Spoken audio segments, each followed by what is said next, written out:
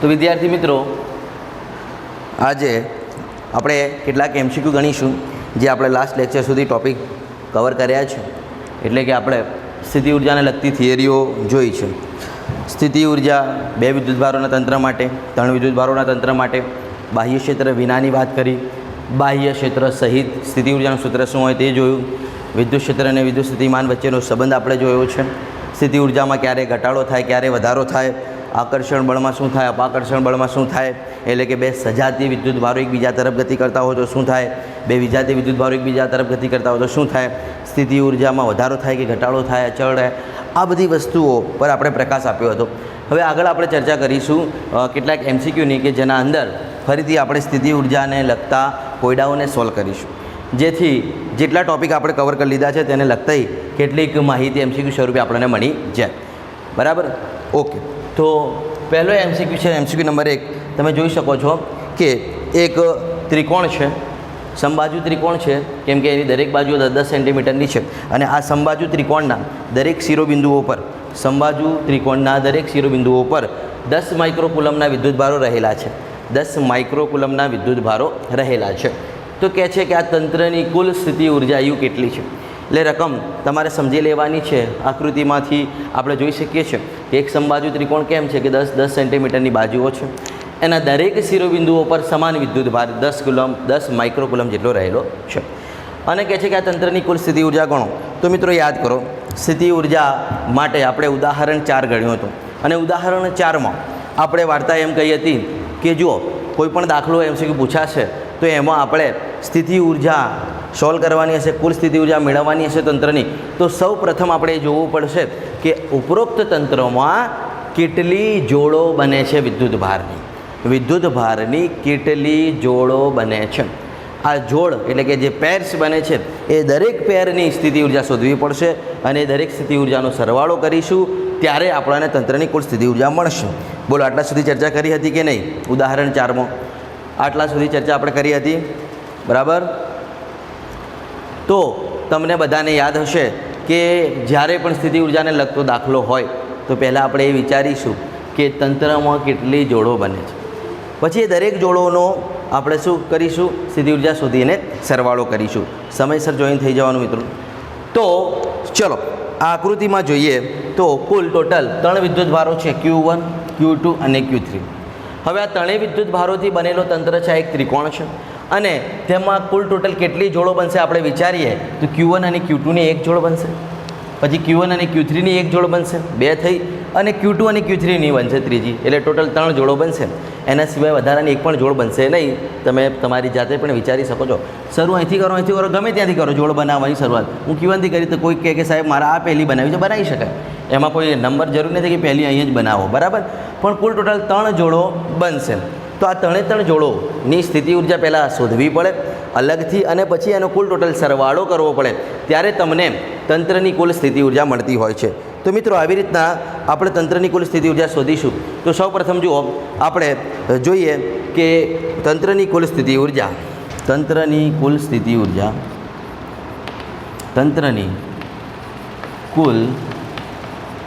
ઉર્જા આપણે કુલ એક સાથમાં એટલા માટે અહીં શોધી લઈએ છીએ કારણ કે બધા જ વિદ્યુતભારો સમાન છે, અંતર પણ સમાન છે. એનો મતલબ કે આપણે ડાયરેક્ટ લખી શકીશું કુલ સ્થિતિ ઉર્જા યુ ઇઝ ઇક્વલ ટુ કેટલી જોડો બને છે આપણે નક્કી કરી લીધું પહેલાં. તો જે જોડો બને છે એની સંખ્યા આપણને ખબર છે કે 3 છે. સમયસર જોઈન થાઓ મિત્રો.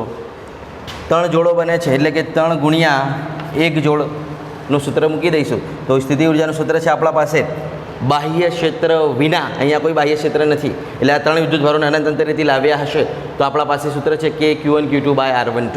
તે સૂત્ર મૂકી દઈએ તો કે Q1 into Q2 by R12 આ સૂત્ર છે આપણા પાસે.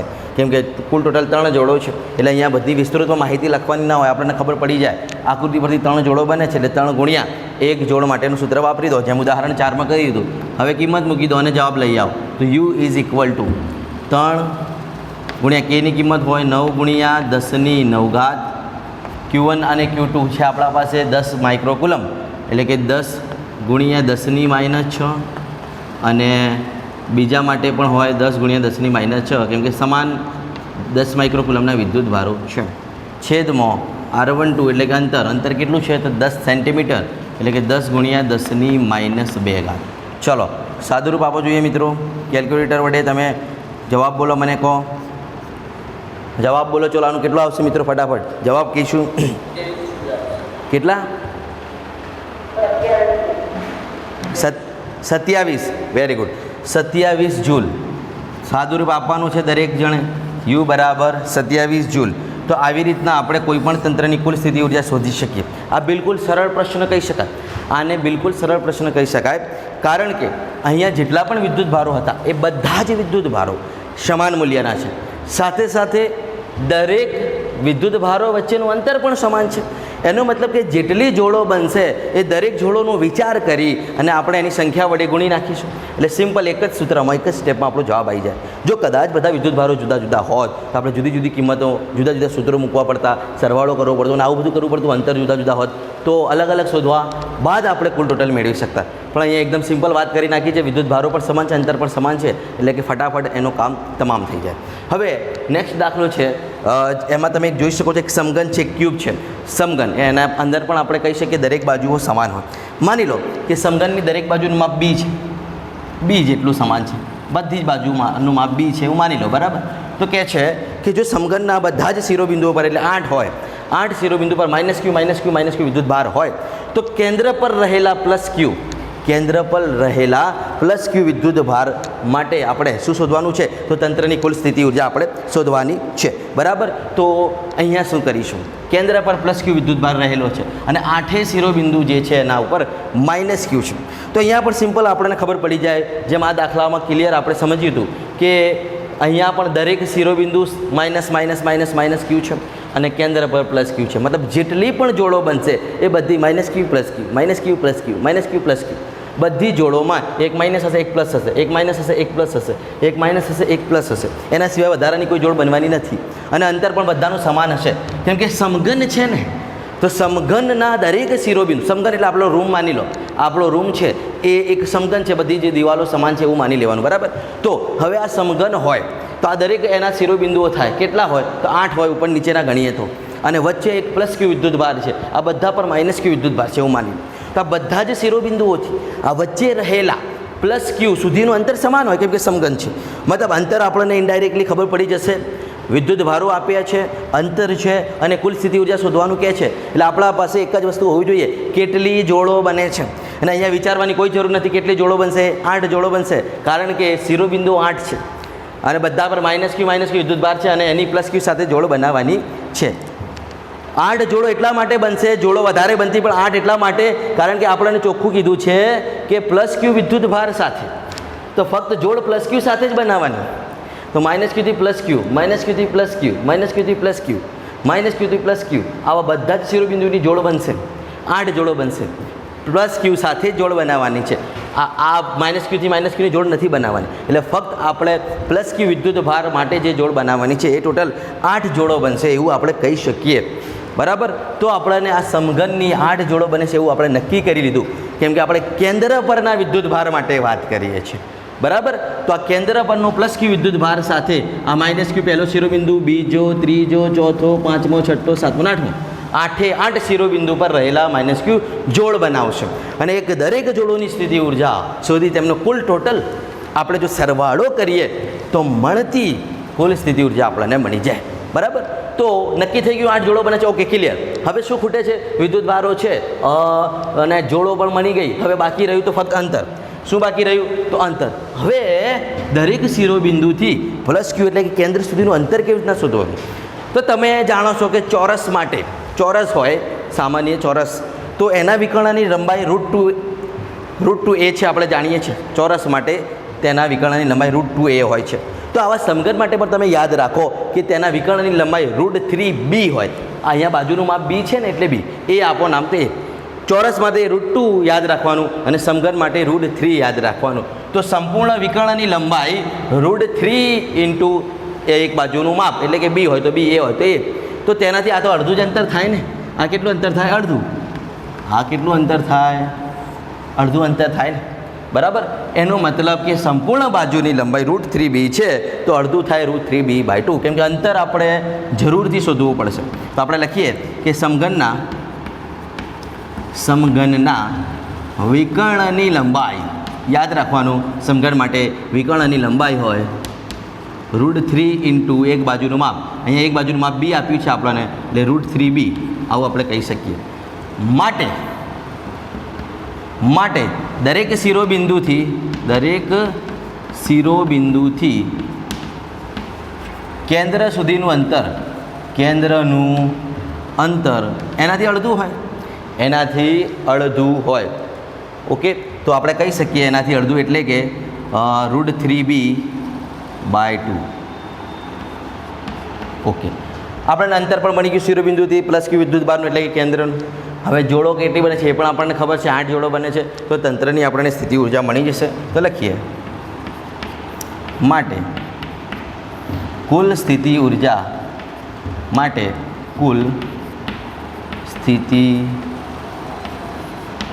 ઉર્જા એને આપણે કહીએ U, એને આપણે કહીએ capital U is equal to કુલ સ્થિતિ ઉર્જા ક્યારે બને તો કેટલી જોડો બને છે તો 8 જોડો બને છે. 8 જોડ ગુણ્યા કોઈ એક જોડનું સૂત્ર આપણે વાપરી દઈએ તો સંખ્યા ગુણ્યા સ્થિતિ ઉર્જાનું સૂત્ર, કેમ કે વિદ્યુત ભારો સમાન છે, અંતર સમાન છે એટલે એક સાથે આપણે આવી રીતના શોધી શકીએ. તો 8 ગુણ્યા k Q1 Q2/R12 આ જ સૂત્ર છે આપણા પાસે. તો k Q1 × Q2/R12. તો વારે ઘડીએ સૂત્ર ના મૂકવું અને ડાયરેક્ટ કિંમત મૂકતા આવડતી હોય તો એ ઠીક છે, મૂકી શકો છો. તો લખીએ U ઇઝ ઇક્વલ ટુ 8 ગુણ્યા કેનો કે રાખો 1/4πε0 લો તો એ ચાલે. જોવાનું કે ઓપ્શનમાં તમને 4πε0 સ્વરૂપે જવાબ આપ્યું છે કે કે સ્વરૂપે જવાબ આપ્યું છે. તો અહીંયા આપણને 4πε0 સ્વરૂપે જવાબ આપ્યું છે. તમને જે તે ઓપ્શન જ્યારે પૂછાય એ પ્રમાણે કામ કરવાનું. તો કેની જગ્યા પર 1/4πε0 કરી શકો છો. 1/4πε0 હા આપણે પહેલાં ચેપ્ટરથી શીખી ગયા છે. Q1 × Q2 તો Q1 ધારો કે -q હોય તો Q2 +q હોય તો આપણે લખી શકીએ -q × +q અને વચ્ચેનું અંતર કેટલું થાય તો વિકર્ણથી અડધો જે આપણે અહીં મેળવી લીધું છે √3b/2. હવે આનું સાદુરૂપ આપી દો તો જવાબ મળી જશે. તો આપણે જોઈ શકીએ છીએ કે અહીંથી થશે 2 2 4 અને અહીંયા થઈ જશે 2 4 8 એટલે ઉપર વધશે 4. U is equal two 4q² પણ કેવો માઇનસ, આ માઇનસ પ્લસ માઇનસ થાય એટલે કે 4q² ડિવાઈડ બાય આ 2 2 થી 4 થઈ ગયા છે અને અહીંથી 2 4 8 થઈ ગયા છે એટલે -4q × q² બાય શું વધ્યું તો √3b/ε0 અથવા તો ε0 √3b જે સ્વરૂપે તમને આપ્યું હોય ઓપ્શનમાં જવાબ એ સ્વરૂપે તમે જવાબ લાવી શકો છો. તો આવી રીતના આપણે સિમ્પલ સ્થિતિ ઉર્જાને લગતા દાખલાઓ કોયડાઓને સોલ્વ કરી શકીએ છીએ. તો ખ્યાલ આવ્યો મિત્રો? ખ્યાલ આવ્યા દાખલામાં? સરસ. તો સ્થિતિ ઉર્જાને લગતા જે દાખલાઓ છે એ આપણે 2 4 એક સાથે એટલા માટે જોઈ રહ્યા છે કે જેટલા પણ કન્સેપ્ચ્યુઅલ દાખલા પૂછાઈ શકે છે જુદી જુદી આકૃતિઓ માટે એના કેટલાક કિસ્સાઓ આપણે ચર્ચી લઈએ જેનાથી કોઈ પણ એવો દાખલો હોય તો આપણને ખ્યાલ આવી જાય કે ઇટ્સ ઓકે. તો હવે આ બંને એક સમાન કોન્સેપ્ટ બેઝ દાખલા હતા. હવે એક સેજ નવા કોન્સેપ્ટવાળો દાખલો જોઈએ, કદાચ આવી રીતના પણ પૂછાઈ શકે. તો હવે જુઓ આ દાખલો શું કહેવા માગે છે તો ફરીથી કોઈ એક સમબાજુ ત્રિકોણ છે અને એ સમબાજુ ત્રિકોણના હવે ત્રણેય શિરોબિંદુ પર વિદ્યુતભારો જુદા છે. જુઓ કેપિટલ Q એટલે કે આ કોઈ અલગ હશે, +q અને +q બરાબર. આ બંને સમાન છે, બંને જે ત્રણેય બાજુઓ છે બધી સમાન છે એટલે સમબાજુ ત્રિકોણ છે. અને હવે કહે છે કે જો આ તંત્રની કુલ સ્થિતિ ઉર્જા શૂન્ય હોય, આ તંત્રની કુલ સ્થિતિ ઉર્જા શૂન્ય હોય, આપણને કુલ સ્થિતિ ઉર્જા આપી દીધી છે તો આ +q વિદ્યુતભાર કેટલો હોય આવું પણ પૂછાઈ શકે છે. આવું પણ પૂછાઈ શકે છે. જો આપેલ તંત્રની સ્થિતિ ઉર્જા તમને આપી દીધી હોય શૂન્ય છે અથવા ગમે તેમાં પણ આપી શકે, ખાસ કરીને શૂન્ય જ આપશે તો કોઈ એક વિદ્યુતભારની કિંમત પૂછી શકે, અંતર પૂછી શકે, ગમે તે, કેમ કે સ્થિતિ ઉર્જાના સૂત્ર પરથી આપણે વિદ્યુતભાર શોધી શકીએ, અંતર શોધી શકીએ, બધું શોધી શકીએ બરાબર. એટલે ગમે તે રીતે પૂછી શકે. તો અહીં શું કરવાનું? કાર્ય એ જ કરવાનું કેટલી જોડો બને છે અને કુલ સ્થિતિ ઉર્જાના સૂત્રમાં દરેક જોડોનો સરવાળો મૂકવાનો. જવાબ મળવાનો છે કેમ કે અહીંયા સ્થિતિ ઉર્જા શોધવાનું કહેતા હતા તો યુ મેળવતા હતા. અહીંયા સ્થિતિ ઉર્જા આપી દીધી છે તો યુની કિંમત મૂકી દઈશું અને જેટલી જોડો બને છે બધી જોડો પરથી આપણને જવાબ મળી જશે. બરાબર. તો મિત્રો આવી રીતના આપણે એને પણ સોલ્વ કરી લઈએ. તો જુઓ અહીંયા આપણે લખીશું કે તંત્રની કુલ સ્થિતિ ઉર્જા યુ ઇઝ ઇક્વલ ટુ કેટલી જોડો બને છે. તો જોઈ શકીએ છીએ ત્રિકોણ છે એટલે પ્લસ ક્યુથી કેપિટલ ક્યુ પ્લસ ક્યુથી કેપિટલ ક્યુ 2 જોડ અને આ બંને વચ્ચે પ્લસ ક્યુથી પ્લસ ક્યુ 1 જોડ. બરાબર.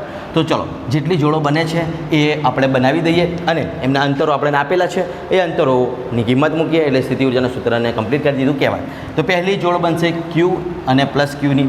તો પહેલી જોડ માટે લખી શકીએ આપણે કે Q1 Q2 એટલે કે હવે ડાયરેક્ટ હું કિંમત મૂકું છું, વારેઘડી સૂત્ર નહીં લખું. કે Q1 એટલે કે કેપિટલ ક્યુ, Q2 એટલે કે સ્મોલ ક્યુ, ડિવાઈડ બાય અંતર એટલે કે IL. સૂત્ર પૂરું જોઈ લો કે Q1 પ્લસ ક્યુ, Q2 સ્મોલ ક્યુ અને અંતર બંને વચ્ચેનું L. બંને વિદ્યુત ભારો વચ્ચેનું અંતર હોય છે. બરાબર. આ પહેલી જોડ. ચલો બીજી કઈ જોડ બને છે પ્લસ ક્યુથી આ ક્યુ બરાબર છે તો એના માટે પણ આપણે લખી શકીએ કે Q1 into Q2 by L. Okay. ત્રીજી કઈ જોડ બને છે તો પ્લસ ક્યુ અને પ્લસ ક્યુ. એ જોડ વિશે પણ લખી દઈએ. કેટલી જોડો બને છે બસ એ જ નક્કી કરતાં આવડવું જોઈએ. તો હવે લખી શકીએ આના માટે કે પ્લસ ક્યુ ઇન્ટુ પ્લસ ક્યુ એટલે કે આપણે લખી શકીએ ક્યુ સ્ક્વેર. ડાયરેક્ટ પણ લખી શકીએ અથવા ક્યુ ઇન્ટુ ક્યુ લખવું હોય તો ક્યુ ઇન્ટુ ક્યુ લખો જેથી અહીંથી ક્યુ કોમન નીકળી શકે, ડિવાઈડ બાય L. ઓકે.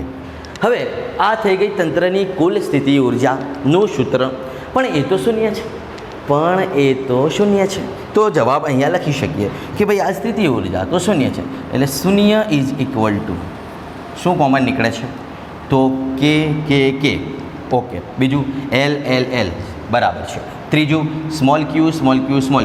જેટલી પણ વસ્તુ કોમન નીકળે છે બધું કોમન કાઢી લઈએ તો કે કોમન નીકળે છે. ઓકે. સ્મોલ ક્યુ કોમન નીકળે છે. બરાબર છે. છેદમાં L છે એ પણ કોમન નીકળે છે. ચલો તો આપણે સ્મોલ L પણ કોમન કાઢી લઈએ. હવે શું વધ્યું તો કૌંસમાં જે વધ્યું એ લખશું.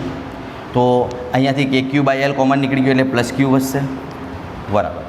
અહીંયાથી પણ શું વધશે તો કે ભાઈ પ્લસ ક્યુ. કે ક્યુ બાય L કોમન નીકળી ગયું છે એટલે પ્લસ ક્યુ વધશે. ચલો અહીંયાથી શું વધશે તો અહીંયાથી કે ક્યુ બાય L કોમન નીકળી ગયું છે એટલે કે 1 ક્યુ વધશે એટલે કે આપણે અહીંયા લખી શકીએ સ્મોલ ક્યુ. ઓકે. હવે સાદું રૂપ આપી દો અને જવાબ તમારા સમક્ષ હશે. તમારે કેપિટલ ક્યુ શોધવાનું છે. તો મિત્રો આ બધું શું થઈ જશે શૂન્ય કેમ કે અહીંયા શૂન્ય છે એટલે વધ્યું કેટલું ફક્ત આટલું જ પદ વધ્યું એટલે ક્યુ પ્લસ ક્યુ 2Q પ્લસ સ્મોલ ક્યુ કહી શકો. એટલે આપણે લખી શકીએ 2Q plus Q is equal to આ બધું જુદે થઈ ગયું તો લખી શકીએ જી. માટે આપણે તો 2Q શોધવાનું છે એટલે 2Q is equal to minus Q. સામે જાય તો આપણે તો ફક્ત કેપિટલ ક્યુની જરૂર છે તો capital Q is equal to minus Q by 2. એનો મતલબ તમને આવી રીતના પણ જવાબ આપેલો હોય અથવા એમ પણ કે આપેલા વિદ્યુત ભારથી અડધું અને વિજાતી તો પણ ચાલે. શાબ્દિક માહિતી હોય કે ગાણિતિક માહિતી હોય, સંજ્ઞાત્મક માહિતી હોય, ગમે તે માહિતી MCQનો જવાબ એ કેવી રીતના મેળવવાનું ઓપ્શન જોવાનું. સોલ્યુશન કરતાં પહેલાં ચોક્કસ એકવાર 4 ઓપ્શન જોવાના જેથી તમને ખબર પડે કે તમારે જે જવાબ લાવવો છે એ કઈ કન્ડિશનમાં કેવા ફોર્મમાં લાવવાનું છે. તો આપણે આ ફોર્મમાં જવાબ આપેલું હોય તો ઇટ્સ ઓકે. કંઈ બીજી રીતના શાબ્દિક માહિતી સ્વરૂપે જવાબ આપેલું હોય તો એ રીતના પણ આપણે ગણી શકીએ છીએ. તો મિત્રો આ થઈ ગયું એક સ્થિતિ ઉર્જાને લગતો દાખલો, એક નવા કોન્સેપ્ટ બેઝ જે પણ તમને ખ્યાલ આવવો જોઈએ. બરાબર છે. તો આ હતો સ્થિતિ ઉર્જાને લગતા કોયડાઓ. ભાઈ હજુ તું જોઈન નહોતું થયું કોણ છે 732 સમયસર જોઈન થયા મિત્ર. તો આ હતા 3 દાખલા સ્થિતિ ઉર્જાને લગતા. જુઓ એને એકવાર જોઈ લો. જોઈ લીધું? ચાલો આગળ વધીએ. આગળનો MCQ જોઈએ. શું કહે છે કે દરેક પર 3 માઇક્રોકુલમનો વિદ્યુત ભાર હોય. આપણે સ્થિતિ ઉર્જાને લગતા જ આ કોયડાઓ જોઈ રહ્યા છે. દરેક પર 3 માઇક્રોકુલમ વિદ્યુત ભાર હોય તેવા કણોને અનંત અંતરેથી આપણે લાવી રહ્યા છે, પણ કેટલા અંતરે લાવી રહ્યા છે? એકબીજાથી 30 સેન્ટીમીટર અંતરે લાવી રહ્યા છે. તો આ તંત્રની સ્થિતિ ઉર્જા શોધો. તો હવે આ તો સાહેબ નવું આવ્યું કંઈ, અહીંયા તો કંઈ જોડ કેવું કશું બનતું નથી. આ કેવું છે? તો આ જુઓ, તમારી જે થિયરી તમે ભણ્યા છો એના ઉપરથી તમે કહી શકો 2 વિદ્યુત ભારોના તંત્રની સ્થિતિ ઉર્જાની થિયરી ભણ્યા છો, 3 વિદ્યુત ભારોના તંત્રની સ્થિતિ ઉર્જાની થિયરી ભણ્યા છો. તો આપણે શું કહેતા હતા કે વિદ્યુત ભારોના તંત્રથી આપણે લાવતા હતા અને લાવવા માટે કરવું પડતું કાર્ય અને એના ઉપરથી આપણે વિદ્યુત ભારોના તંત્રની સ્થિતિ ઉર્જા શોધતા હતા. અહીંયા કોઈ 2 વિદ્યુત ભારો જેનું વિદ્યુત ભાર 3 માઇક્રોકુલમ છે બંનેનું, એમને અનંત અંતરથી આપણે લાવી રહ્યા છીએ. ક્યાં સુધી લાવીશું? એકબીજાથી 30 સેન્ટીમીટર અંતરે લાવીશું. મતલબ કે ફક્ત સમજાવવા માટે કહું તો તમને આવી રીતના જે આકૃતિ આપણે રચીએ છીએ દ્વિપરિમાણીય કાર્ટેશિયન યામાક્ષ પદ્ધતિના અંદર, થિયરીના અંદર, કે વિદ્યુત ભારોને લાવતા હતા અનંત અંતરથી. પહેલાં Q1 વિદ્યુત ભારને લાવતા હતા જે એ બિંદુએ હતું, પછી Q2 વિદ્યુત ભારને લાવતા હતા જે B બિંદુએ હતું. હવે એની વચ્ચેનું કંઈ અંતર હતું R12. તો R12 તમને આપી દીધું છે 30 સેન્ટીમીટર. R12 તમને આપી દીધું છે 30 સેન્ટીમીટર અને કહે છે કે આ તંત્રની સ્થિતિ ઉર્જા શોધો. તો કેમ ના મળે? આ જ સૂત્ર આપણને 2 વિદ્યુત ભારોનું તંત્રનું મળ્યું છે કે Q1 Q2/R12. R12 છે, વિદ્યુત ભારો છે, સ્થિતિ ઉર્જા મળી જશે. વાર્તા પૂરી. એટલે કે આ જે દાખલો છે એ બિલકુલ સરળ. ફક્ત તમને થિયરી યાદ હોવી જોઈએ કે આપણે અનંત અંતરથી લાવવા માટે કરવું પડતું કાર્ય એ જ સ્થિતિ ઉર્જા, અને 2 વિદ્યુત ભારોના તંત્ર માટે તો કયું સૂત્ર હતું? તો કે Q1 Q2/R12. આ સૂત્ર વાપરી દો એટલે તમને જવાબ મળી જશે. એટલે કે આ કોન્સેપ્ટ વિથ દાખલો છે. તો જુઓ, એને આપણે સોલ્વ કરીએ. તો આ જ કોન્સેપ્ટથી આપણે દાખલાને ન્યાય આપીશું. તો સમજો, આપણે અહીં લખીશું કે U બરાબર કે Q1 Q2/R12. આ છે 2 વિદ્યુત ભારોના તંત્રની સ્થિતિ ઉર્જાનું સૂત્ર. અને તમને યાદ છે બાહ્ય ક્ષેત્ર વિનાની વાત છે. અહીંયા કોઈ પણ જાતનો શબ્દ એવો વાપર્યો નથી કે ક્ષેત્ર હાજર છે. એટલે હંમેશા શબ્દ ન વાપરેલો ક્ષેત્ર વિશેનું કંઈ, એટલે બાહ્ય ક્ષેત્ર વિનાની વાત કરે છે એવું ખ્યાલ આવવું જોઈએ તમને. ચોક્કસ કોઈ એવો હિન્ટ આપેલી હોય કે ક્ષેત્ર હાજર છે અથવા શબ્દ વાપરી હોય કે બાહ્ય ક્ષેત્ર, તો તમારે બાહ્ય ક્ષેત્રમાં સ્થિતિ ઉર્જાનું જે સૂત્ર છે એ વાપરવો પડે. પણ અહીંયા તો એવું કશું કીધું નથી. એનો મતલબ કે આ સૂત્ર આવશે.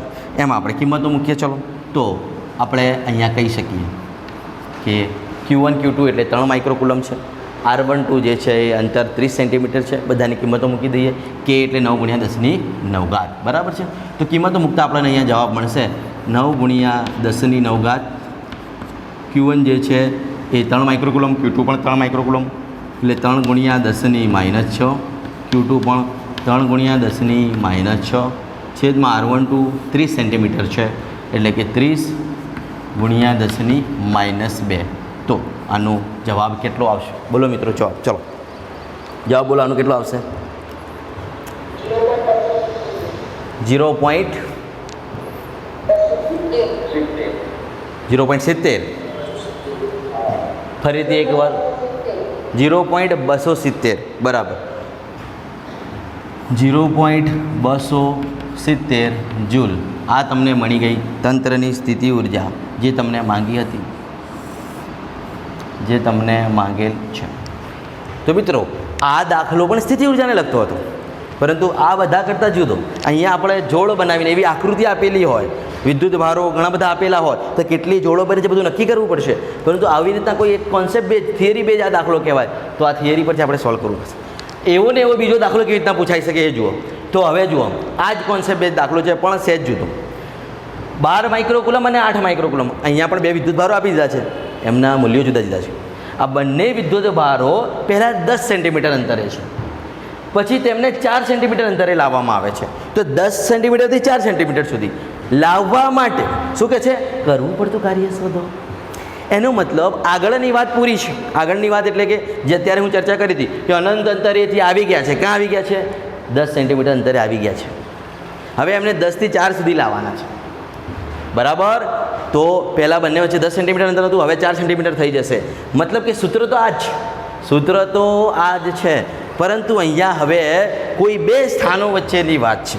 મતલબ કે 10 સેન્ટીમીટરથી 4 સેન્ટીમીટર આવે ત્યાં સુધી તેમની સ્થિતિ ઉર્જામાં કંઈ ફેરફાર થશે. એટલે અહીંયા જ્યારે 2 કન્ડિશનો આપેલી હોય, 2 સિચ્યુએશનો આપેલી હોય, ત્યારે આપણે જાણીએ છીએ કે સ્થિતિ ઉર્જા એટલે એ કરવું પડતું કાર્ય જે તમને શોધવાનું કીધું છે એ સ્થિતિ ઉર્જાના ફેરફાર બરાબર. સ્થિતિ ઉર્જાના ફેરફાર બરાબર. અહીંયા પણ એ કોન્સેપ્ટ તમે લગાડી શકતા હતા, પણ અનંત અંતરે સ્થિતિ ઉર્જા શૂન્ય હોય છે, એટલે આપણે ડાયરેક્ટ જ આ સૂત્ર વાપરી લઈએ છીએ. પણ હવે અહીંયા તમને 10 સેન્ટીમીટર અંતર માટે અને 4 સેન્ટીમીટર અંતર માટે બે અંતરો માટેની વાત કરી છે. તો અહીંયા જે આપણે સ્થિતિ ઉર્જા મળશે એટલે કે કરવું પડતું કાર્ય એ કેવી રીતના મળશે જોજો. તો અહીં લખી શકીશું આપણે કે W બરાબર ડેલ્ટા યુ. કરવું પડતું કાર્ય એ જ સ્થિતિ ઉર્જા પણ U2 માઇનસ U1 ડેલ્ટા યુની જગ્યા પર અંતિમ માઇનસ પ્રારંભિક. બરાબર. તો આપણે લખી શકીએ U2 માઇનસ U1. તો આ જ સૂત્ર ત્યાં પણ કામ લાગવાનું છે. બાહ્ય ક્ષેત્ર વિના અહીંયા પણ કોઈ પણ જાતના ક્ષેત્રની હાજરી નથી, એવો કોઈ શબ્દ નથી કે જેથી આપણા બાહ્ય ક્ષેત્રમાં સ્થિતિ ઉર્જાનું સૂત્ર વાપરવું પડે. એટલે કે ચોક્કસ સૂત્ર તો આ જ આવશે. બે વિદ્યુત ભારો આપ્યા છે એટલે કે બે વિદ્યુત ભારોના તંત્રની સ્થિતિ ઉર્જાનું સૂત્ર તો આવશે. બે વિદ્યુત ભારોના તંત્રની સ્થિતિ ઉર્જાનું સૂત્ર આવશે. પરંતુ અહીંયા એ સૂત્ર આપણે કેવી રીતના યુઝ કરીશું? તો પહેલાં એ અનંત અંતરેથી 10 સેન્ટીમીટર અંતરે આવ્યા, હવે આપણે એમને 4 સેન્ટીમીટર અંતરે લાવવાના છે. એનો મતલબ એવું થયું કે કરવું પડતું કાર્ય એ સ્થિતિ ઉર્જાના ફેરફાર બરાબર હોય 10 સેન્ટીમીટરથી 4 સેન્ટીમીટર સુધી. એટલે કે W બરાબર delta you is equal two U2 minus U1. બરાબર.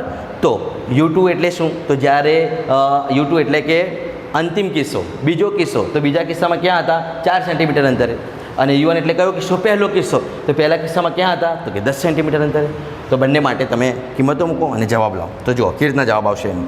તો આપણે અહીંયા લખી શકીશું કે ડેલ્ટા યુ એટલે કરવું પડતું કાર્ય W is equal two U2 માટે લખી શકીએ કે Q1 અને Q2ની કિંમત 12 માઇક્રોકુલમ અને 8 માઇક્રોકુલમ તમને આપેલી છે. તો કેની કિંમત પણ ડાયરેક્ટ મૂકવી હોય તો મૂકી દઈએ તો આપણું એટલું કમ બચી જાય. 9 ગુણ્યા 10⁹ Q1 Q2 એટલે કે 12 ગુણ્યા 10⁻6 અને Q2 એટલે કે 8 ગુણ્યા 10⁻6. તો કે Q1 Q2 બાય R12 એટલે કે બંને વચ્ચેનું અંતર પહેલાં કેટલો હતો? તો કે ભાઈ 10 સેન્ટીમીટર છે એટલે મીટરમાં લખીએ. તો આ U2ની કિંમત આપણે મૂકી કહેવાય. આપણે U2 માટેની વાત કરી કહેવાય. બરાબર છે.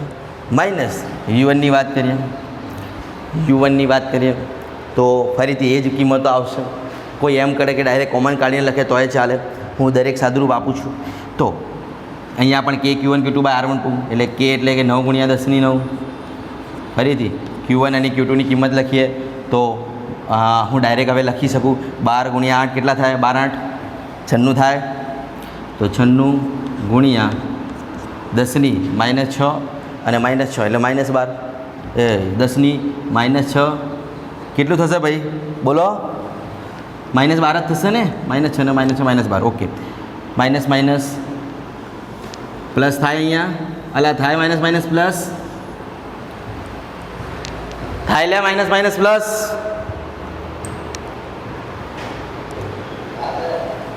ઘાતમાં માઇનસ માઇનસ પ્લસ થાય? હા સર. હા ના થાય. ઓકે. અહીંયા અંતર કેટલું છે? 4 સેન્ટીમીટર એટલે કે 4. પહેલી કન્ડિશન છે એટલે આ 10 સેન્ટીમીટર હતું, 10 ગુણ્યા 10⁻2. અહીંયા 4 આવશે. આ બીજી કન્ડિશન હતી U2. ઓકે. હવે આનું સાદુરૂપ આપીએ તો W ઇઝ ઇક્વલ ટુ, ચલો જો કોઈ વિદ્યાર્થી એમ કે સાહેબ મારે કેને પહેલથી કોમન કાઢી લેવું છે, કાઢી શકો. Q1 ને કાઢી લેવું છે, કાઢી શકો.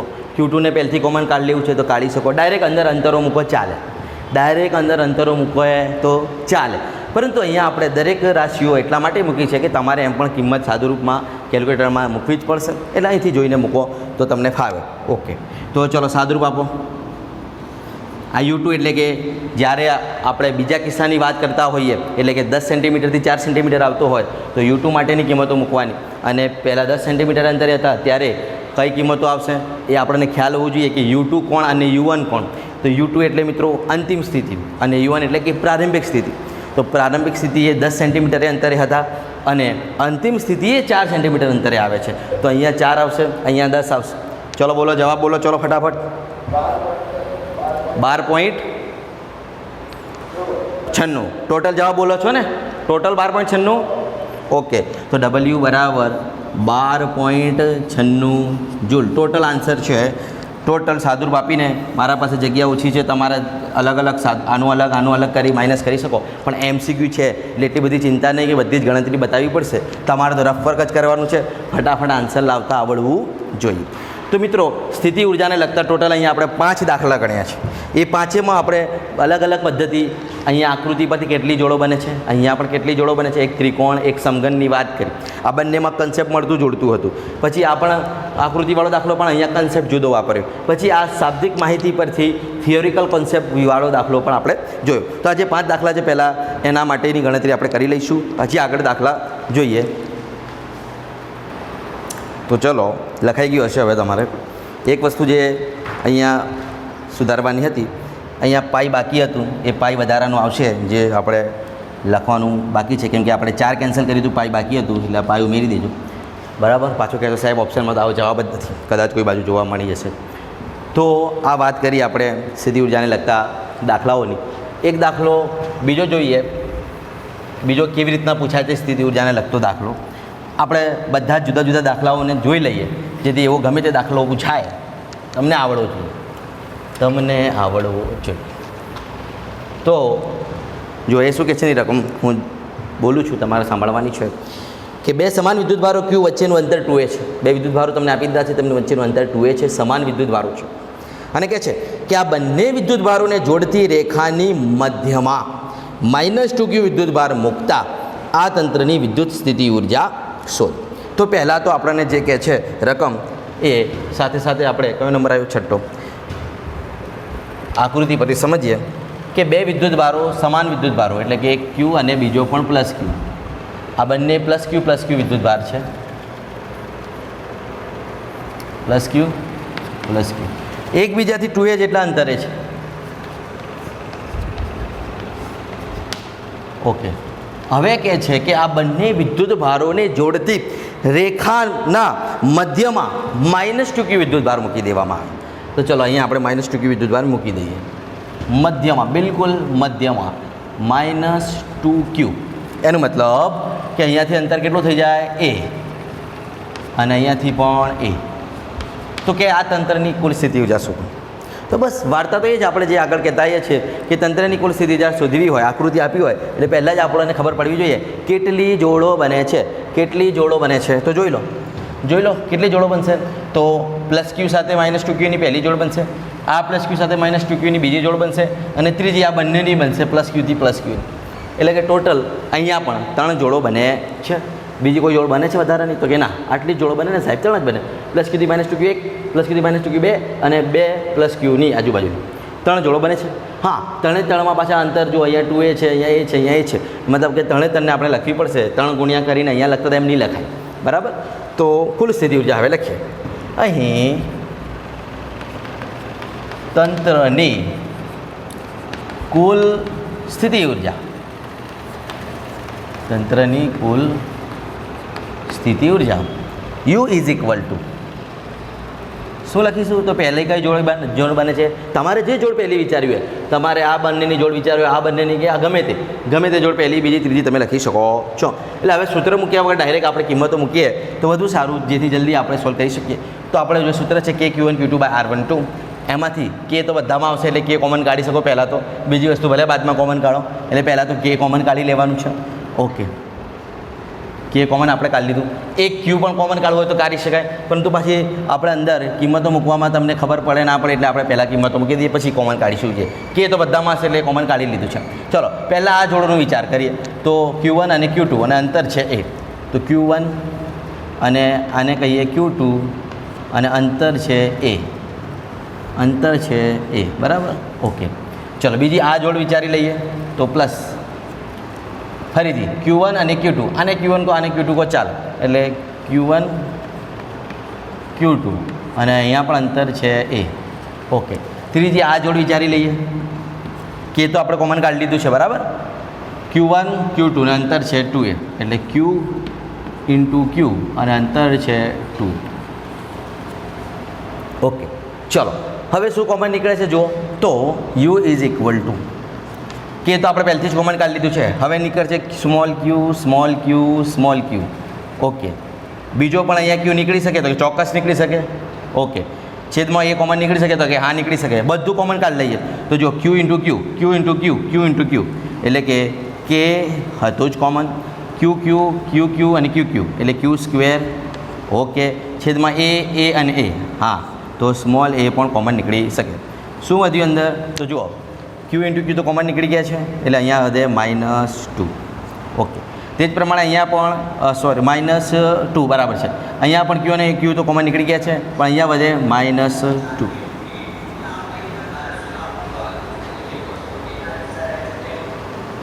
બરાબર છે. શું થયું? માઇક બંધ રાખલ્યા કોણ હતો? ઓકે, -2. હવે જુઓ અહીંયા શું હશે? ક્યુ અને ક્યુ તો કોમન નીકળી ગયા છે, છેદમાંથી હવે જે એ છે એ પણ કોમન નીકળી ગયું છે, તો વધશે શું? તો કે 1/2, તો +1/2. હવે આ જ હતો એ સાદુરૂપ હતો અને સાદુરૂપ તો તમને બધાને આવડે, તમારી જાતે તમે તમારી રીતે કરી શકો છો. એટલે જેટલું કોમન નીકળે છે એટલું આપણે કોમન કાઢી લીધું છે. કે કોમન પહેલથી કાઢી લીધું હતું, ક્યુ બધામાં છે, ક્યુ બધામાં છે એટલે એ પણ કોમન કાઢી લીધો ક્યુ સ્ક્વેર સ્વરૂપે. એ તો એ પણ કોમન કાઢી લીધો. જે વધ્યું હતું અહીંયા -2, અહીંયા -2, અહીંયા 1/2. ચલો આનું સાદુરૂપ આપો તો યુ ઇઝ ઇક્વલ ટુ તમારે અહીંયા મળશે કે Q²/A. કેની જગ્યા પર 4πε0 પણ લખેલો હોય હો, તમને ઓપ્શનમાં શું આપેલું છે એ જોવાનું છે. ચલો -2 -2 -4 છે એટલે અંદર શું હશે? -4 + 1/2 એટલે આનું સાદુરૂપ આપીશું તો 4 દુ 8 -8 +7 +1 એટલે કે -7 -7/2 એટલે જવાબ આવશે યુ ઇઝ ઇક્વલ ટુ 4 × 2 -8 -8માંથી +1 જાય તો -7 ભાગ્યા 2 એટલે કે -7kq² બાય અહીંયા છેદમાં 2 તો હતો જ એ. બરાબર છે ભાઈ? કેની જગ્યા પર 1 પર 4πε0 પણ લખી શકીએ તો કદાચ તમને ઓપ્શનમાં કેની કિંમત પણ મૂકેલી આપે તો 7q² બાય લખી શકો 4πε0 એટલે 8 આવી જશે. 4 × 2 8πε0 × A. આવી રીતના પણ જવાબ આપેલો હોય તો ચાલે. બોલો બરાબર છે? Okay, clear. તો આ રીતના પણ દાખલો હોય. દાખલો ગમે તે રીતે પૂછાય, આપણા પાસે એક જ વાત હોવી જોઈએ કે આપણે તંત્રમાં કેટલી જોડો બને છે એ નક્કી કરતાં આવડવું જોઈએ. જો આવો કોઈ આકૃતિવાળો ક્વેશ્ચન હોય, જોડો બનતી હોય તો, અને જો આવી રીતના અનંત અંતરેથી લાવવાની વાત હોય તો ડાયરેક્ટ જ સ્થિતિ ઉર્જાનું સૂત્ર આપણે જાણીએ છીએ એ પ્રમાણે વાપરી દેવાનું. તો આ રીતના સ્થિતિ ઉર્જાને લગતા દાખલા પૂછાઈ શકે, એનાથી વિશેષ કશું પૂછાતું નથી. બરાબર? એટલે કે સ્થિતિ ઉર્જાને લગતા જેટલા પણ જુદી જુદી રીતના દાખલા હતા લગભગ જે આપણી એક્ઝામો માટે જરૂરી છે એ આપણે જોયા છે. તો એક આ દાખલો પણ તમને પૂછાઈ શકે. હવે આપણે કેટલાક આગળ સ્થિતિમાન, સમસ્થિતિમાન પૃષ્ઠો, વિદ્યુત ક્ષેત્ર અને વિદ્યુત સ્થિતિમાન વચ્ચેના સંબંધ પરથી કેટલાક દાખલા પૂછાય છે એની ચર્ચા કરી. એટલે પહેલાં વાત કરીએ જો મિત્રો કે સમસ્થિતિમાન પૃષ્ઠને લગતા દાખલાને આપણે જોઈએ તો એની રકમ હું કહું છું. બરાબર? જુઓ તો આકૃતિમાં તમને એક આકૃતિ આપેલી છે. અહીંયા તો તમારા રકમ જાતે તમે સમજી જશો એટલે વાંધો નથી. જેની જરૂર પડશે એની રકમ હું લખીશ અથવા તો તમને લખાવીશ. તો બીજો આગળનો દાખલો આપણે જોઈએ. હવે સમસ્થિતિમાન પૃષ્ઠો અને વિદ્યુત ક્ષેત્ર, વિદ્યુત સ્થિતિમાન વચ્ચેના સંબંધની વાત કરું છું. સ્થિતિ ઉર્જાનો લગતો ટોપિક આપણે પૂર્ણ કરીએ. બરાબર? તો નંબર 1, આકૃતિમાં દર્શાવેલ +q વિદ્યુત ભારની આસપાસના એક અર્ધવર્તુળાકાર પથ પર બીજો એક નાનકડો +q વિદ્યુત ભાર A થી B સુધી લઈ જઈએ તો વિદ્યુત બળ વડે થતું કાર્ય શું? તો એવી રીતના તમને આકૃતિ આપી હોય, સમજો. એમાં તમને એક અર્ધવર્તુળાકાર પથ કહેતો હોય,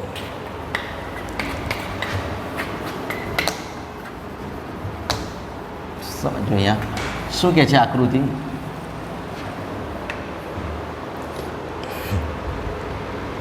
આગળનો દાખલો આવે આપણે નંબર 7. એક અર્ધવર્તુળાકાર પથ આપ્યો છે તમને આવી રીતના. માની લો કે કોઈ અર્ધવર્તુળાકાર પથ છે. ઓકે, અહીંયા એ બિંદુ છે, અહીંયા બી બિંદુ છે. ઓકે, હવે કહે છે અહીંયા +q વિદ્યુત ભાર મૂકેલો છે, +q કેપિટલ, જે આકૃતિ આપણને રકમમાં આપેલી જ હશે. હવે કહે છે કે કોઈ એક નાનકડા પરીક્ષણ વિદ્યુત ભાર માની લઈએ, પરીક્ષણ ધન વિદ્યુત ભારને એ બિંદુથી બી બિંદુ સુધી લઈ જવા માટે, એ બિંદુથી બી બિંદુ સુધી લઈ જવા માટે કરવું પડતું કાર્ય આપણે શોધવાનું છે. ક્ષેત્રીય બળ માટેની વાત છે.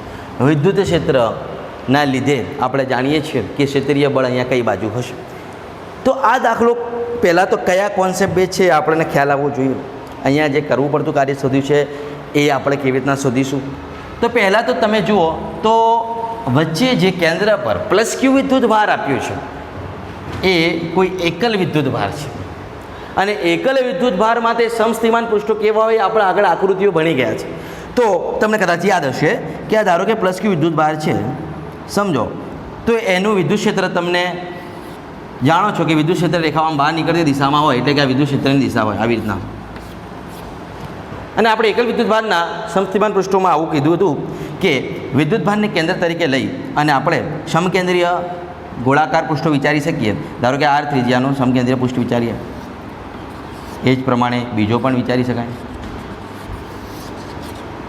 એ જ પ્રમાણે ત્રીજો ચોથો. આમ કોઈ એકલ વિદ્યુત ભારના સમસ્થિતિમાન પૃષ્ઠો આવી રીતના દોરતા હતા. તો આ અર્ધો વર્તુળાકાર ભાગ જે છે એ આના જેવું નથી લાગતો, આ અડધો ભાગ જેવું નથી લાગતું. તમે કહો કે હા સાહેબ, આ અડધો ભાગ એક +q વિદ્યુત ભાર ઉપરનો સમસ્થિતિમાન પૃષ્ઠનો ભાગ છે. મતલબ એવું થયું કે અર્ધવર્તુળની ત્રિજ્યા અહીંયા લો, આ ત્રિજ્યા ગણો, આ ત્રિજ્યા ગણો, અહીંયા ગણો, ગમે ત્યાં ગણો, અર્ધવર્તુળના દરેક બિંદુએ તેના કેન્દ્રથી સમાન અંતર જ હોય ને ત્રિજ્યાનું. વર્તુળ હોય કે અર્ધવર્તુળ હોય, ત્રિજ્યા તો કેવી હોય, પરિઘ પરના દરેક બિંદુથી કેન્દ્ર સુધીનું અંતર સમાન હોય. ઓકે, તો મતલબ આ સમસ્થિતિમાન પૃષ્ઠ છે, આ સમસ્થિતિમાન પૃષ્ઠ છે. ક્લિયર થઈ ગયું. હવે કહે છે કે +q વિદ્યુત ભારને એ બિંદુથી બી બિંદુ સુધી લઈ જવા માટે કરવું પડતું કાર્ય. હવે જો સમસ્થિતિમાન પૃષ્ઠ હોય તો કોઈ એક જ પૃષ્ઠ પર કરવું પડતું કાર્ય કેવું હોય છે. સમસ્થિતિમાન પૃષ્ઠમાં આપણે ભણ્યા હતા, કોઈ એક બિંદુથી બીજા બિંદુ સુધી લઈ જવા માટે કોઈ નાનકડા પરીક્ષણ વિદ્યુત ભારને જો આપણે લઈ જઈએ તો કરવું પડતું કાર્ય કેટલું હોય છે. તો તમને ખબર હોવી જોઈએ કે સાહેબ શૂન્ય હોય, કારણ આ સમસ્થિતિમાન પૃષ્ઠ છે. અને જો સમસ્થિતિમાન પૃષ્ઠ હોય તો દરેક બિંદુએ સ્થિતિમાન સમાન હોય. એનો મતલબ કે એ બિંદુએ પણ સમાન હોય અને બી બિંદુએ પણ સમાન હોય. તો કાર્યનું સૂત્ર આપણે જો વાપરીએ W = Q ∆V, એમાં આ ∆V શૂન્ય થઈ જાય, કેમ કે વિદ્યુત સ્થિતિમાન તો એ અને બીનું સમાન હોય. VA - VB લખો કે VB - VA લખો, બંને અહીં 5 તો અહીં 5, અહીં 10 તો અહીં 10, તો આ શૂન્ય હોય, મતલબ કે સંપૂર્ણ કાર્ય શૂન્ય મળે છે. એટલે કે આવા દાખલાને ગણ્યા વગર તમે કહી શકો, આવા દાખલાને તમે ગણ્યા વગર કહી શકો. પણ હા, તમને ખ્યાલ આવવો જોઈએ કે આ દાખલો સમસ્થિતિમાન પૃષ્ઠનો છે કે નહીં. પછી તમે તો ડાયરેક્ટ આટલું જોઈને તમને કીધું છે કરવું પડતું કાર્ય, તો પછી તમે V = W/Q ને V = ગમે તે સૂત્ર વિચારો કે Q/R કે અથવા સ્થિતિ ઉર્જા વિચારો, તો એ ના છે. કરવું પડતું કાર્ય એટલે સ્થિતિ ઉર્જા ચોક્કસ હું કીધું છે, પરંતુ અહીંયા તમને જે કાર્ય પૂછ્યું છે એ તમે કંઈ બીજી રીતના વિચારી શકો છો. સમસ્થિતિમાન પૃષ્ઠના કિસ્સામાં વિચારી શકો છો કે નહીં. જો તમે સ્થિતિ ઉર્જા સ્વરૂપે વિચારશો તો હવે તમે જવાબ શૂન્ય જ લાવશો, ગણતરી થોડી લાંબી થશે અથવા કોમ્પ્લિકેટેડ પણ બની જાય સરળ બનાવવામાં. પણ જો તમને ખ્યાલ આવી જાય કે આ તો કોઈ એકલ વિદ્યુત ભાર અને એના સમસ્થિતિમાન પૃષ્ઠો આપણે આવી રીતના વિચાર્યા છે અને અહીંયા અડધો ગોળાકાર ભાગ આપ્યો છે, એનો મતલબ કે આ જે ત્રિજ્યા તો સમાન હશે, મતલબ કે આ સમસ્થિતિમાન પૃષ્ઠ બની જાય છે. જો સમસ્થિતિમાન પૃષ્ઠના તો ગમે તે બિંદુએ, એક બિંદુથી બીજા બિંદુએ, ત્રીજા બિંદુએ, ગમે તે બિંદુએ આપણે કોઈ એક નાનકડા પરીક્ષણ વિદ્યુત ભારને લઈ જઈએ તો થિયરીમાં ભણ્યા છે કરવું પડતું કાર્ય શૂન્ય હોય છે. કરવું પડતું કાર્ય શૂન્ય હોય છે કેમ કે વિદ્યુત સ્થિતિમાન દરેક બિંદુએ સમાન હોય છે. એટલે અહીંયા મારે કોઈ વિશેષ ચર્ચા કર્યા વગર હું ડાયરેક્ટ એમ કહી શકું કે ભાઈ આ તો સમસ્થિતિમાન પૃષ્ઠનો કેસ છે, આ તો સમસ્થિતિમાન પૃષ્ઠ છે, એનો મતલબ દરેક બિંદુ સ્થિતિમાન સમાન હશે. તો લખી શકીએ W = 0, કારણ સમસ્થિતિમાન પૃષ્ઠ, સમસ્થિતિમાન પૃષ્ઠ આ કારણ છે. અને સમસ્થિતિમાન પૃષ્ઠ હોવાથી આ ∆V શૂન્ય બનશે, કેમ કે બધા જ બિંદુ વિદ્યુત સ્થિતિમાન સમાન હોય એટલે કે તફાવત શૂન્ય આવે, એટલે કે કરવું પડતું કાર્ય શૂન્ય છે એવું અહીંયા આપણે ડાયરેક્ટ કહી શકીએ છીએ. ઓકે, હવે નેક્સ્ટ બીજો દાખલો જોઈએ સમસ્થિતિમાન પૃષ્ઠને લગતો. તો જુઓ, આવી રીતના તમને ખબર પડવી જોઈએ કે સમસ્થિતિમાન પૃષ્ઠ કોને કહેવાય. તો તમને બીજો પ્રશ્ન એવું કહે છે કે આકૃતિમાં તો અહીંયા પણ આકૃતિ આપેલી છે, ખાસ કરીને આકૃતિ આપેલી હશે કે તમને 2 સમસ્થિતિમાન પૃષ્ઠો આપ્યા છે. ચાલો આગળનો દાખલો જોઈએ, પછી લખજો શાંતિથી.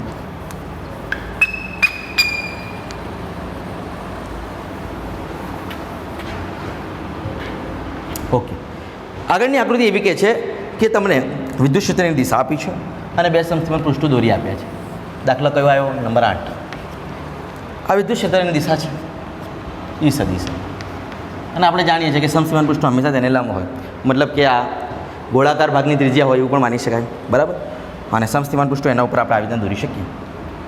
2 સમસ્થિમાન પૃષ્ઠો તમને કંઈક આવી રીતના આપી દીધા છે. ઓકે, હવે કે છે આકૃતિ આગળ એમ કે છે અહીંયા એક બિંદુ છે, એક અહીંયા બિંદુ છે ને એક અહીંયા બિંદુ છે. આનું નામ બી છે, આનું નામ સી છે, આનું નામ એ છે. રકમ શું કે છે આગળ જોઈએ કે આકૃતિમાં દર્શાવ્યા પ્રમાણે તમને 2 સમસ્થિમાન પૃષ્ઠો આપ્યા છે અને તેમના પરના બિંદુ એ બી અને સી આપ્યા છે. વિદ્યુત ક્ષેત્રની દિશા આપી છે અને કહે છે કે જો ઇલેક્ટ્રોનને વિદ્યુત ભાર તરીકે અહીંયા ઇલેક્ટ્રોન લીધેલું છે, જો ઇલેક્ટ્રોનને એ બિંદુથી બી બિંદુ પર લઈ જવા માટે કરવું પડતું કાર્ય, એ બિંદુથી બી બિંદુ સુધી લઈ જવા માટે કરવું પડતું કાર્ય 6.4 × 10⁻⁹ જૂલ હોય તો એ અને સી બિંદુઓ વચ્ચેનો પોટેન્શિયલ ડિફરન્સ એટલે કે વિદ્યુત સ્થિતિમાન શોધો. તમને શું આપ્યું છે? તમને આપ્યું છે કાર્ય એ થી બી સુધીનું. હવે કોઈ એમ ના કહે કે સાહેબ કાર્ય શૂન્ય સમસ્થિમાન પૃષ્ઠ છે, અહીંયા એક સમાન પૃષ્ઠની વાત નથી. એ થી બી એટલે કોઈ બીજા પૃષ્ઠ પર જઈ રહ્યો છે વિદ્યુતભાર, અને એ પણ થિયરી આપણે જોઈ હતી, એનું કાર્ય મળે. તો ડબલ્યુ એ થી બી, એ બિંદુથી બી બિંદુ સુધી ઇલેક્ટ્રોનને લઈ જવાનું છે. ઇલેક્ટ્રોન એટલે કે ઋણ વિદ્યુતભાર લઈ જવા માટે કરવું પડતું કાર્ય તમને આપ્યું છે 6.4 × 10⁻⁹ જૂલ. 6.4 × 10⁻⁹ જૂલ આટલું આપી દીધું છે. ડબલ્યુ એ બી, એ થી બી સુધી લઈ જવા માટે કરવું પડતું કાર્ય. તો કે છે એ અને સી વચ્ચેનો પોટેન્શિયલ ડિફરન્સ શોધો. એ અને સી વચ્ચેનો પોટેન્શિયલ ડિફરન્સ એટલે કે VA - VC. VA - VC = કેટલું? આ કેવો દાખલો થયો? તો સરળ જ દાખલો છે. તમને ખબર પડવી જોઈએ કે જો આ સમસ્થિતિમાન પૃષ્ઠો છે એનો મતલબ કે એક પૃષ્ઠના દરેક બિંદુએ વિદ્યુત સ્થિતિમાન સમાન હશે, એટલે કે જેટલો બી બિંદુ સ્થિતિમાન હશે એટલો સી બિંદુએ હશે. પરંતુ બી અને એ પરનો અલગ હશે, સી અને એ પરનો અલગ હશે, કેમ કે બંને જુદા જુદા સમસ્થિતિમાન પૃષ્ઠના બિંદુઓ છે. કયા બિંદુ પાસેનું સ્થિતિમાન વધુ હશે એ પણ આપણે કહી શકીએ. વિદ્યુત ક્ષેત્રની દિશામાં વિદ્યુત સ્થિતિમાન ઘટે, મતલબ કે અહીંયા નજીક કહેવાય એટલે આ વધારે કહેવાય, આ દૂર કહેવાય એટલે આ ઓછું કહેવાય, કેમ કે આ વિદ્યુત ક્ષેત્રની દિશામાં આગળ વધતા જઈએ છે. જેમ જેમ આગળ વધો તેમ તેમ વિદ્યુત સ્થિતિમાન ઘટતું છે. આ પણ બધું થિયરીમાં ભણી ગયા છે. મતલબ અહીંયા આપણે એમ કહી શકીશું કે VB = VC, કેમ કે બંને એક જ સમાન પૃષ્ઠ સમસ્થિતિમાન પૃષ્ઠ પરના બિંદુઓ છે, એટલે કે બી બિંદુ પાસે અને સી બિંદુ પાસે સ્થિતિમાન સમાન હશે. પરંતુ ચોક્કસ બી અને એ પાસે જુદું હશે, સી અને એ પાસે જુદું હશે. કોણ મોટું હશે? તો એ બિંદુ પાસેનું. કારણ કે તે આપણે થિયરી પ્રમાણે જાણીએ છીએ કે વિદ્યુત ભારથી નજીકનો બિંદુ છે, આ દૂરનો બિંદુ છે, અથવા તો વિદ્યુત ક્ષેત્રની દિશામાં જેમ આગળ વધીએ તેમ સ્થિતિમાન ઘટતો જાય. બંને કોન્સેપ્ટ સાચા છે. ઓકે, તો બીજું શું કહી શકીએ? અને VA > VB, તે જ પ્રમાણે VA > VC પણ કહી શકો. આપણે શું શોધવું છે? તો આપણે તો VA - VC શોધવું છે, પોટેન્શિયલ ડિફરન્સ. તો પોટેન્શિયલ ડિફરન્સ ક્યાં આવે છે? તો ક્યાં આવે છે? તો ખ્યાલ આવે કે રકમમાં શું આપ્યું છે? તો કાર્ય આપ્યું છે. ઓહો, કાર્ય આપ્યું છે. તો કાર્યનું આ સૂત્ર જાણો છો ને, W = Q ∆V. એમાં પોટેન્શિયલ ડિફરન્સ આવે છે એટલે અહીંથી મળશે. Q તમને રકમ કે છે ઇલેક્ટ્રોનને લઈ જઈએ છે. અહીંથી કોને લઈ ગયા છે? ઇલેક્ટ્રોનને. અહીંથી ઇલેક્ટ્રોન જઈ રહ્યો છે, બરાબર. એનો મતલબ વિદ્યુત ભાર પણ છે. ઓકે, તો પોટેન્શિયલ ડિફરન્સ મળી જશે, કાર્ય પણ છે. તો આ સૂત્ર વાપરો ને, તો વાપરીએ. હવે એ થી બી સુધી લઈ જવા માટે કાર્ય આપ્યું છે ઇલેક્ટ્રોનને એ થી બી સુધી લઈ જતા થતું કાર્ય. તો જે આપણને આપ્યું છે એ જ સૂત્ર વાપરી દઈએ. WAB = કાર્યનું સૂત્ર Q ∆V સૂત્ર વાપરીશું.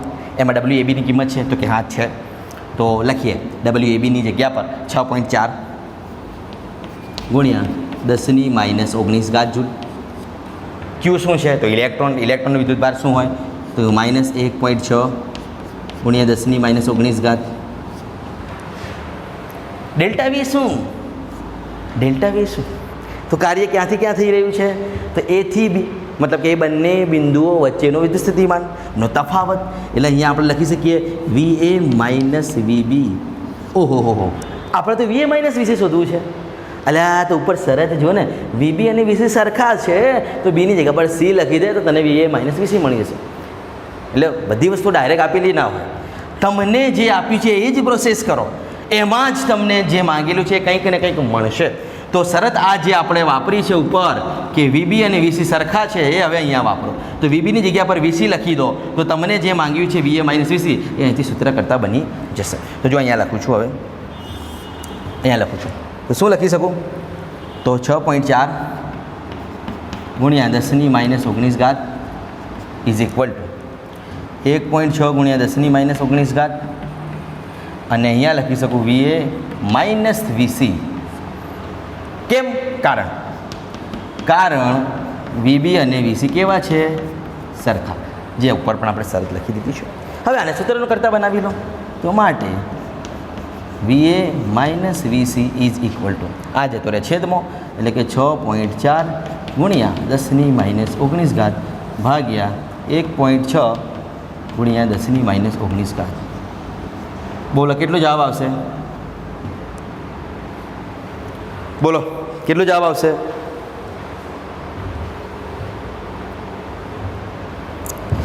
અલા બોલો. -4. સરસ. હવે અહીંયા વિદ્યુત ભારનું મૂલ્ય તમે -4 રાખો અને પ્લસ રાખો તો એ ચાલે. ઇલેક્ટ્રોનનું વિદ્યુત ભાર -1.6 ગુણ્યા 10⁻−19 જૂલ છે. પરંતુ જ્યારે આપણે મૂલ્યની વાત કરતા હોઈએ ત્યારે એને માઇનસ ન લખીએ તો ચાલે. તમને ઓપ્શનમાં કેટલો જવાબ આપેલો છે એના ઉપર ડિપેન્ડ કરે છે. તો અહીંયા આપણે લખીશું 4. જો માઇનસ ના લખો તો +4 અને માઇનસ લખો તો -4 અહીંયા. બરાબર છે. તમને ઓપ્શનમાં કેવી રીતના જવાબ માંગ્યો છે? વિદ્યુત ભાર પ્રોટોનનો કહો કે ઇલેક્ટ્રોનનો કહો, બંને 1.6 ગુણ્યા 10⁻−19 જૂલ છે. પણ ઇલેક્ટ્રોન ઋણ વિદ્યુત ભાર છે અને પ્રોટોન ધન વિદ્યુત ભાર છે, એટલે કે બંને વિજાતીય વિદ્યુત ભારો છે. તો તમારે એની કિંમત મૂકી અને જવાબ લાવવાનો છે. તો આ જે મળ્યું એ પોટેન્શિયલ ડિફરન્સ છે, એટલે આપણે એને એકમ તરીકે વોલ્ટ કહીએ. તો વીએ માઇનસ વીસી એટલે કે પોટેન્શિયલ ડિફરન્સ તમને જે માગ્યું છે એ 4 વોલ્ટ છે. 4 વોલ્ટ છે. કયા બે બિંદુઓનું? તો એ અને સી.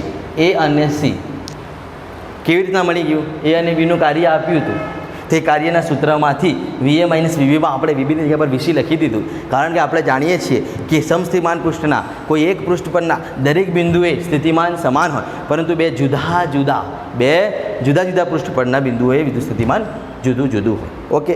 હવે આ ઇલેક્ટ્રોન અને પ્રોટોનની વાત આવી તો એક ક્વેશ્ચન યાદ આવે છે મને, જે સ્થિતિ ઉર્જાને લગતું છે, જે એવી રીતના પણ પૂછાઈ શકે છે કે તમને કે બે ઇલેક્ટ્રોન એકબીજાની નજીક આવતું હોય તો સ્થિતિ ઉર્જામાં શું થાય?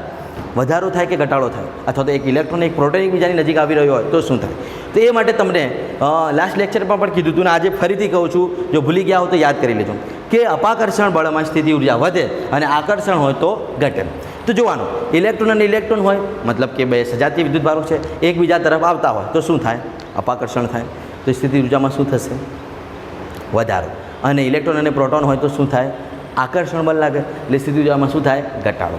બરાબર. એટલે આ તમને યાદ રહેવું જોઈએ. અને એ સમજવું હોય તો સમજાવી પણ દઉં કયા સૂત્ર પરથી આવશે. એટલે આપણે જે સૂત્રને જાણીએ છીએ U બરાબર K(Q1Q2/R12) એ જ સૂત્ર પરથી આવે છે. ધારો કે હું બે ઇલેક્ટ્રોનની વાત કરું તો શું થાય? તો U બરાબર K E × E એટલે E² અંતર R. E² થઈ જાય ને, -E થઈ ગયું. બરાબર. એટલે કે અંતર વધે તો સ્થિતિ ઉર્જા ઘટે અને અંતર ઘટે તો સ્થિતિ ઉર્જા વધે. હવે એ તો કેવી રીતના આવી રહ્યા છે નજીક, મતલબ અંતર ઘટી રહ્યું છે એટલે કે સ્થિતિ ઉર્જા વધશે. આ રીતના કહીશું. હવે એક ઇલેક્ટ્રોન એક પ્રોટોન હોય તો શું થાય? તો એક ઇલેક્ટ્રોન અને એક પ્રોટોન હોય તો આપણે એમ કહી શકીએ U બરાબર K(Q1Q2/R²) માં હવે +E અને -E, +E અને -E એટલે -E² આવશે, એટલે કે -E²/R. અંતર ગમે તે હોઈ શકે. તો હવે જે સ્થિતિ ઉર્જા અહીં મળવાની છે એ U બરાબર -KE²/R મળવાની છે. તો અહીંયા શું કહી શકીએ? તો યાદ કરો, કાલે સમજ્યું હતું દાખલો એક કે અહીંયા પણ એમ તો કહી શકીએ કે અંતર ઘટે તો સ્થિતિ ઉર્જા વધે અને આ અંતર વધે તો સ્થિતિ ઉર્જા ઘટે. પણ અહીંયા ઋણ મૂલ્ય વધે અને ઘટે. ઋણમાં જે મોટું હોય એ નાનું કહેવાય, નાનું હોય એ મોટું કહેવાય. બરાબર. એટલે જે આપણે વિચાર્યું છે એ જ કિસ્સો અહીંયા બંધ બેસશે કે જ્યારે એક ઇલેક્ટ્રોન અને એક પ્રોટોન એકબીજાની નજીક આવી રહ્યા છે, અંતરમાં ઘટાડો થાય છે, છતાંય સ્થિતિ ઉર્જા ઘટશે. કારણ કે સ્થિતિ ઉર્જાનું ઋણ મૂલ્ય વધશે અને ઋણ મૂલ્ય વધવાથી સ્થિતિ ઉર્જાનું ચોક્કસ મૂલ્ય શું થશે? ઘટશે. કેમ કે ઋણમાં જે મોટો હોય એ નાનો કહેવાય અને નાનો હોય એ મોટો કહેવાય. એટલે આ બધામાં પડ્યા વગર તમારે એક જ વસ્તુ યાદ રાખવાની કે જો બે વિદ્યુતભારો અથવા કોઈ બે કણની વાત કરી હોય જેમાં વિદ્યુતભાર આપેલા હોય, જો સજાતીય હોય એટલે કે અપાકર્ષણ બળ અને એકબીજા તરફ આવી રહ્યા હોય તો અપાકર્ષણ બળમાં સ્થિતિ ઉર્જા વધે અને આકર્ષણ બળ હોય તો ઘટે. આવું એમસીક્યુ પૂછાયેલો છે, બોર્ડમાં પૂછાઈ શકે છે, એટલે તમારે યાદ રાખવાનું. અપાકર્ષણમાં વધે, આકર્ષણમાં ઘટે. આ બધું યાદ ન રહેતું તો કંઈ નહીં, અને યાદ રહેતું તો ઇટ્સ ઓકે. તો આવી રીતે આપણે એમસીક્યુ પૂછાઈ શકે છે, તમને આવડવું જોઈએ. તો મિત્રો આગળ બીજા દાખલાઓની ચર્ચા કરીએ. તો આગળનો દાખલો છે, જુઓ શું કહે છે, એક નાનકડો દાખલો કે વિદ્યુત ક્ષેત્રમાંના કોઈ એક બિંદુ પાસેનું વિદ્યુતભાર છે 5 કુલમ, ધન વિદ્યુતભાર છે અને સ્થિતિ ઉર્જા છે 50 જૂલ. તો તે બિંદુએ સ્થિતિમાન શોધો. આગળનો દાખલો એમ કહે છે, નાના નાના દાખલાઓ છે. શું કહે છે, જોજો. વિદ્યુત ક્ષેત્રમાંનો કોઈ એક બિંદુ છે, તેના પાસેનો વિદ્યુત સ્થિતિમાન આપણે શોધવાનો છે. તમને ત્યાં વિદ્યુતભાર Q બરાબર 5 કુલમ આપ્યો છે, વિદ્યુત સ્થિતિ ઉર્જા આપી છે U બરાબર, U કેટલી આપી છે? 50 જૂલ. ઓકે. અને કહે છે કે તે બિંદુએ વિદ્યુત સ્થિતિમાન V કેટલા થાય. હવે આવા દાખલા માટે તમને થિયરીમાં જ કહી દીધું છે. આ બધું થિયરીમાં કીધેલું છે કે સ્થિતિમાન શોધવાનું કે વિદ્યુતભાર આપ્યો હોય અને સ્થિતિ ઉર્જા આપી હોય તો શું કરવાનું? V બરાબર U/Q. વિદ્યુત સ્થિતિમાન હોય તો સ્થિતિ ઉર્જાને વિદ્યુતભાર વડે ભાગી દેવાનું. કીધું હતું આવી રીતના. અને સ્થિતિ ઉર્જા શોધવાની કહે તો વિદ્યુતભારને સ્થિતિમાન વડે ગુણી દેવાનું. કેમ? આપણે આ સૂત્ર જાણીએ છીએ. કયું સૂત્ર જાણીએ છીએ? V બરાબર U/Q. જે પેલો W/Q હતો ને એ જ સૂત્ર છે, અને આપણે મેળવી ચૂક્યા છો. તો V બરાબર U/Q માં કિંમત મૂકી દઈએ તો U કેટલા છે? 50 અને Q કેટલા છે? 5. તો આવી જાય 10 વોલ્ટ. પૂરું. તો આ દાખલો પૂરો થઈ ગયો. ઉલટું આપ્યું હોય, સ્થિતિમાન આપી દીધું હોય અને સ્થિતિ ઉર્જા શોધવાનું કહે તો શું કરવાનું? તો યુને સૂત્ર કરતાં બનાવવું હોય તો આ Q ગુણાઈ જાય. એટલે તમારે એક જ વસ્તુ યાદ રાખવાની કે વિદ્યુત સ્થિતિમાન હોય તો વિદ્યુતભારને ભાગવાનું સ્થિતિ ઉર્જા વડે, અને સ્થિતિ ઉર્જા શોધવાની કહે તો વિદ્યુતભારને ગુણવાનું સ્થિતિમાન વડે. બરાબર. તો આવી રીતના પણ દાખલો પૂછાઈ શકે. સરળ દાખલો છે, એ પણ તમને આવડવું જોઈએ. બરાબર. તો નેક્સ્ટ બીજો એક દાખલો જોઈ લઈએ, શું કહેવા માંગે છે. તો આગળનો દાખલો કે તમને એમ કીધું હોય કે એકલ વિદ્યુતભારના સમસ્થિતિમાન પૃષ્ઠો વિદ્યુતભાર પર કેન્દ્ર ધરાવતી કેવી સપાટીઓ હોય છે. એકલ વિદ્યુતભારના જે સમસ્થિતિમાન પૃષ્ઠો છે એ વિદ્યુતભાર પર કેન્દ્ર ધરાવતી કેવી સપાટીઓ હોય છે. આવું પણ પૂછી શકે શાબ્દિક. તો એમાં શું કહેશું? બોલો, કોઈને આવડે છે? દોરીને બતાવો. સરસ, વેરી ગુડ. કોઈ એકલ વિદ્યુતભાર છે એટલે માની લો +Q છે, -Q છે, ગમે તે છે. ધારો કે +Q છે તો +Qની ક્ષેત્રરેખાઓ તો બહાર નીકળતી દિશામાં હોય. ઓકે. તો આ થઈ ગઈ ક્ષેત્રરેખાઓ જે અત્યારે જ આપણે દોરી હતી. હવે આ એકલ વિદ્યુતભારના સમસ્થિતિમાન પૃષ્ઠો વિદ્યુતભાર પર કેન્દ્ર ધરાવતી કેવી સપાટી હોય. તો આપણે જાણીએ છીએ ને, વિદ્યુતભારને કેન્દ્ર માનીને આપણે જુદી જુદી ત્રિજ્યાઓના ગોળાકાર પૃષ્ઠો દોરીએ. એ જ સમસ્થિતિમાન પૃષ્ઠો છે, એ જ સમસ્થિતિમાન પૃષ્ઠો છે. આ કેવી સપાટીઓ છે? ગોળાકાર. કેવી સપાટીઓ છે? ગોળાકાર. એટલે આપણે કહી શકીએ કે વિદ્યુતભારને કેન્દ્ર તરીકે લઈ અને દોરેલી સપાટીઓ ગોળાકાર હોય છે. એકલ વિદ્યુતભાર માટેની વાત છે. એકલ વિદ્યુતભાર, એકલ વિદ્યુતભાર છે એટલે ગોળાકાર સમસ્થિતિમાન પૃષ્ઠો મળે છે. આ વસ્તુને યાદ રાખજો. તો ચલો આટલું પહેલાં લખી લો. તો તમને એમ કે મિત્રો શાબ્દિક માહિતી સ્વરૂપે એમસીક્યુ પૂછાય તો કેવું પૂછાય? તમને એમ કે જો કે સમાન વિદ્યુત ક્ષેત્ર આપેલો હોય અને એ વિદ્યુત ક્ષેત્રના અંદર સમસ્થિતિમાન પૃષ્ઠો આપેલા હોય, અને તમને કોઈ એવી ઘટના કે એને કહે કે ઉપરોક્ત કિસ્સામાં વિદ્યુત ક્ષેત્ર એ સમસ્થિતિમાન પૃષ્ઠના દરેક બિંદુએ કેવું હોય, તો ગમે તે ઘટના કહે આપણે તો એક જ વસ્તુ યાદ રાખવાની, સમસ્થિતિમાન પૃષ્ઠ હંમેશા વિદ્યુત ક્ષેત્રને લંબ હોય. અથવા તો બીજી રીતના પૂછાય આને પ્રશ્ન તો કેવી રીતના પૂછાય જુઓ. તો સમસ્થિતિમાન પૃષ્ઠ પર કોઈ પણ બિંદુએ દોરેલો સ્પર્શક તે બિંદુએ વિદ્યુત ક્ષેત્ર સાથે થીટા ખૂણો બનાવતો હોય તો આ ખૂણો કેટલો હોય? હવે તમને ખબર પડવી જોઈએ કે સમસ્થિતિમાન પૃષ્ઠ એટલે ધારો કે આ ગોળાકાર ભાગ છે તે, બરાબર. હવે આના પર દોરેલો સ્પર્શક તમે આમ દોરી શકો, અથવા આમ દોરી શકો, બીજું શું દોરી શકો, અથવા આમ નીકળતો દોરી શકો, પાછળ જતો દોરી શકો. આ બધા જ સ્પર્શકો આ વિદ્યુત ક્ષેત્રની દિશા કહેવાય ને તેને લંબ, તેનાથી કેવા હોય? 90 ડિગ્રી. એટલે એકચ્યુઅલીમાં આમ ફેરવીને પણ પૂછી શકે તો θ 90 જ હોય.